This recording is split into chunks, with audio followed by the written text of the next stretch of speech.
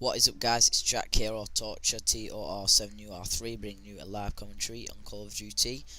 Today I'm going to be telling you my thoughts on the First Strike map pack, DLC, downloadable content map, Discovery. It's not my favourite map out of the map pack, but it's, in my opinion, the map pack is probably my favourite map pack that's come out since Call of Duty 4, which is the best out of the Call of Duty 4 map pack. The 3 from World at War, the 2 from Modern Warfare 2, and this first one, and the first map pack for Black Ops. There's one coming out in March, I think it is 4th of March, I'm not quite sure yet, but I'll get back talking to that way soon, nearer the time, sorry.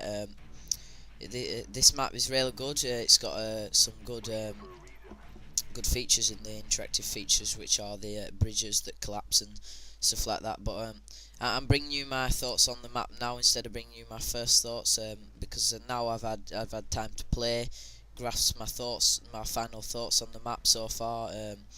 I've had time to find my routes and give you tactics on my routes, just general stuff like that, like what guns to use and all sorts of different what perks to use on this map depending on which gun. So I'd rather say them now, my final thoughts on the maps, than like bringing you a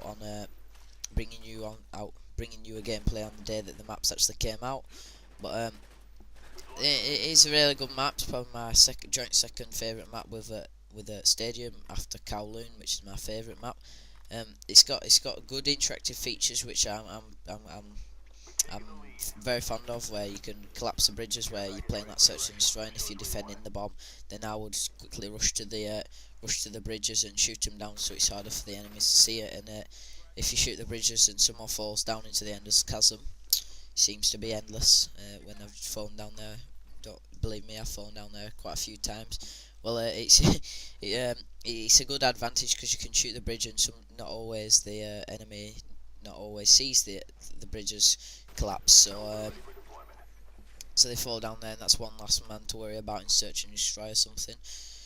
So it's good in that perspective, and it's also good in the way that it's fun when you're with your teammates or something, and they're all noobs, and you go shoot them and watch your teammates fall down the crack. But it's good in that perspective that it's interactive. I like the way that they've interacted with the community more, kind of like with these new features, which you can destroy the maps, destroy the bridges. Sorry, but my tactics on Discovery are basically each side is dedicated to one side. Each team is dedicated to one side of the map. Sorry, that's what I was supposed to say. And we've been dedicated to this side of the map to start off the game with, and basically what you want to do, you want to get a high point of view over the bridge and let a few people rush out into the enemy side of the map, and let a few people camp back and defend the bridges. But what I like to tend to do, if I'm using a assault rifle, which I'm using at the moment in the M16,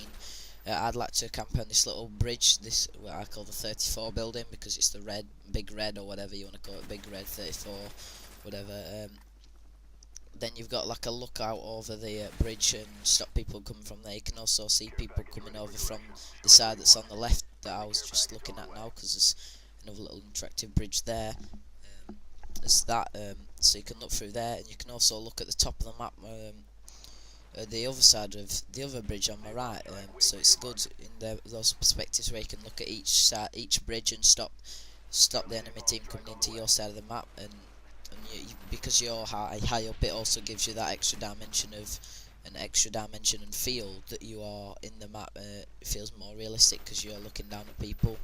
But as you can see here, I've switched sides, so I go to the other side and look down on the people on the bridge. I'm shooting a few people here. I'm staying up here for a bit because this map I like to use the assault rifles, because it's quite a long range map if you're doing what tactics I'm doing, where I'm like high up trying to shoot across the map, not trying to get into close quarter situations. Which if I was going to be in close quarter situations, then I'll be trying to rush to the other side of the map, going into their spawn using a semi-automatic or submachine gun, should I say, something like that. Or maybe even use a FAMAS. It all depends to self-preferences, but I would recommend using a long-range assault rifle, such as the M16, the FAMAS, the G11, all sorts of those. They're probably my favourite assault rifles, because maybe in the Galil, I'm not sure. and tried it on this map really, and put it into like practice with that gun. But it's good because you can just shoot across the map easily and not get much recoil with M16. It's only like 2 burst kill on average. Shoots 6 bullets into them or so with the 2 bursts. It all depends really what you want to do. But I find that the M16 with the reticle sight, with reticle, what I'm saying, the reflex sight is quite good because you've got a wider vision of the map. It's not clogged up by some big red dot kind of thing. It's not that big as the reticle, and it also looks the part as well. It looks a mean gun. It does the job, but it's like all you have to do is just defend your side of the map that you spawned on, and try to defend over the bridges. And if you've got your side easily protected, then you've pretty much won the game. If you've got your side of the map protected and also got the bridge protected, because you don't want people to be pinning you into some spawn, because each side of the map is quite small. It's like quite close quarter situations. There's a few buildings there which you can hide in, and if you run up into one of these, just like see if someone ran up into this building now, like here, then if he was using a submachine gun, then it'd be harder for me because I'm using a 3-round burst gun, and it'd be easy for him to kill me because the submachine gun so more powered than the assault rifles in this game. So it would be a lot easier for them to kill me than for me to kill them in these close quarter situations. So it's good in that perspective, where it adds a more realistic feel, where you've actually got these little features where you could be running into people with some machine gun, having good gunfights with the opposition. But you can see there, I got him, and he looked like he was using, I don't know what gun he was using. He was probably using a FAMAS or something. But it's all you've got to do basically. If you're using an assault rifle, is just stay away from the combat areas. Just make sure you're up in high grounds in these 2 buildings at either side of the bridge, and just look down on the bridge and pick off the vital kills and gain your kill streak by just staying in one spot. Don't keep running around the map, and you'll win your team for the victory, and that'll go into another win to your win count if your opposition are in one side of the map and they're not very good, and your team, they've got a few people. Because basically in each game I go in, there's always like 2 rushers using the AK-74U on my team, and there's a few people camping right at the back, and there's always me in the middle. So I'm getting more of the main kills cam in the middle. I'm using an assault rifle, so I can shoot across the map, shoot long range, get the kills that I need to.